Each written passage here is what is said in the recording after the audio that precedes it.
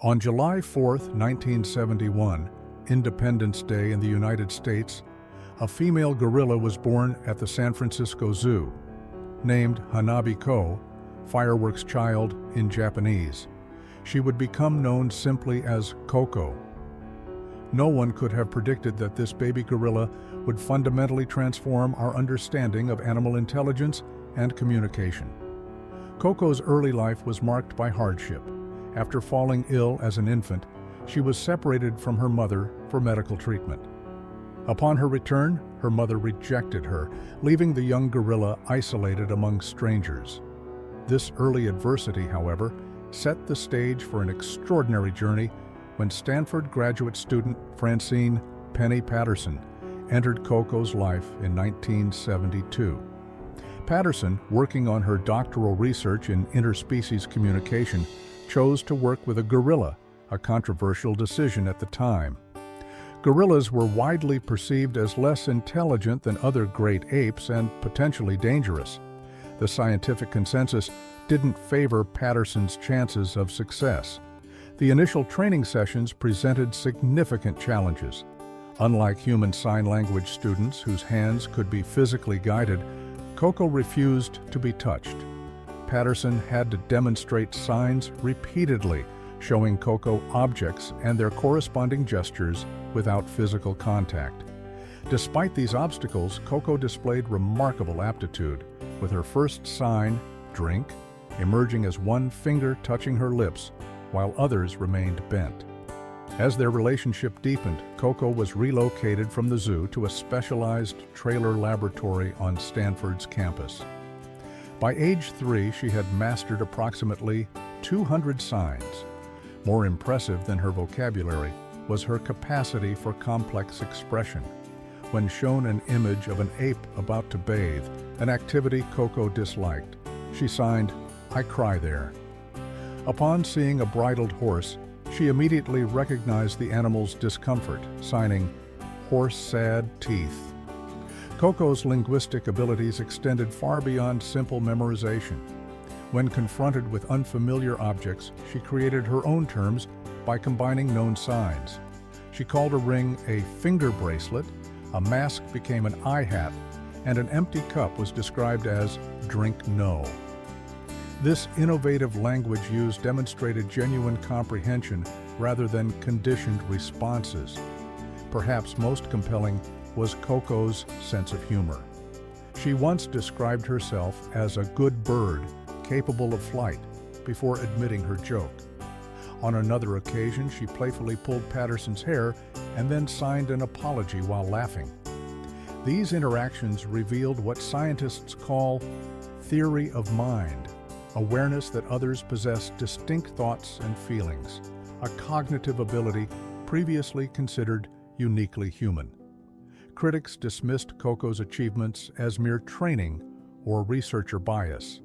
However, Patterson documented Koko signing to her dolls when alone and attempting to communicate with other animals in sign language, behaviors difficult to explain through simple conditioning. Intelligence assessments placed Koko's IQ between 70 and 90, remarkable for a non-human. Her artistic abilities paralleled those of a 4-year-old child. Koko's relationships revealed profound emotional complexity. She formed bonds with 2 male gorillas, Michael and Ndum, who also learned some sign language. When Michael damaged her doll, Koko expressed clear disapproval, calling him "dirty bad toilet." One of the most poignant chapters in Koko's story involved her relationship with cats. For her birthday in 1984, she requested a cat and selected a tailless gray kitten, whom she named All Ball. Koko treated the kitten with extraordinary gentleness, carrying him on her back and trying to nurture him as she would an infant. Tragically, All Ball escaped the enclosure later that year and was killed by a car. Koko's reaction to this loss stunned researchers. Initially silent, she soon made soft, mournful sounds typical of gorilla grief. She repeatedly signed sad, bad, and sleep cat, apparently conceptualizing death as an eternal sleep. For days afterward, she produced sounds resembling human crying, refused to play, and continuously expressed sadness. This profound grief response demonstrated emotional depths previously unrecognized in non-human animals. Over the years, Coco's self-awareness continued to impress researchers. Unlike most gorillas who perceive their reflections as other animals, Coco recognized herself in mirrors, a key indicator of advanced cognition. She enjoyed watching films, particularly Tea with Mussolini, during which she would look away during emotional scenes to avoid distress. After watching Jurassic Park, she became wary of her toy dinosaurs, revealing her capacity to connect representations with potential threats. Coco's fame grew steadily. Her photograph with All Ball graced the cover of National Geographic, becoming one of the magazine's most iconic images. Celebrities visited her, including comedian Robin Williams, with whom she formed a special connection. Video footage captured their playful interaction, Coco trying on Williams's glasses and inviting him to tickle her.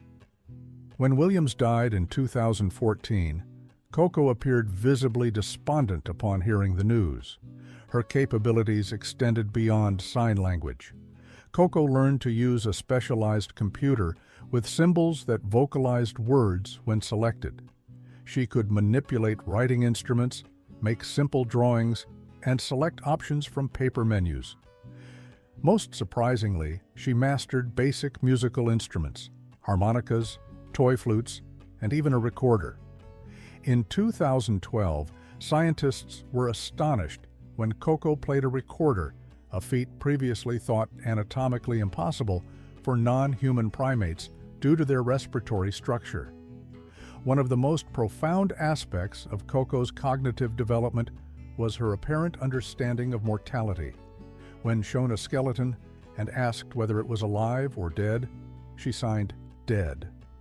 Asked where deceased gorillas go, she responded, comfortable whole, and offered a goodbye kiss, suggesting comprehension of life's finality. In her later years, Coco became an ambassador for conservation. Through her signs, she urged humans to protect nature and other animals.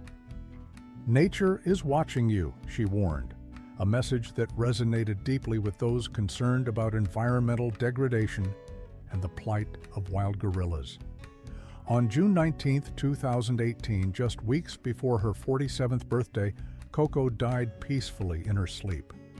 Millions worldwide mourned her passing.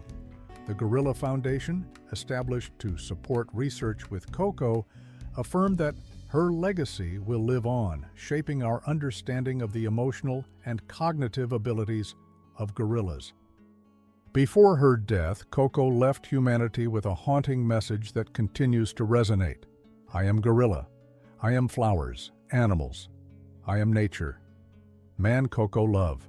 Earth Coco love. But man stupid. Coco cry. Fix Earth. Help Earth. Nature see you? Coco's remarkable life challenged fundamental assumptions about animal cognition. Through her demonstrated capacity for language, emotional complexity, self-awareness, and abstract thought, she helped blur the once rigid boundary between human and animal intelligence. Her story continues to inspire scientific inquiry, conservation efforts, and deeper reflection on our relationship with the natural world. In bridging the communication gap between species, Coco opened our eyes to possibilities previously unimagined, revealing that the cognitive and emotional lives of our evolutionary relatives may be far richer than we once believed.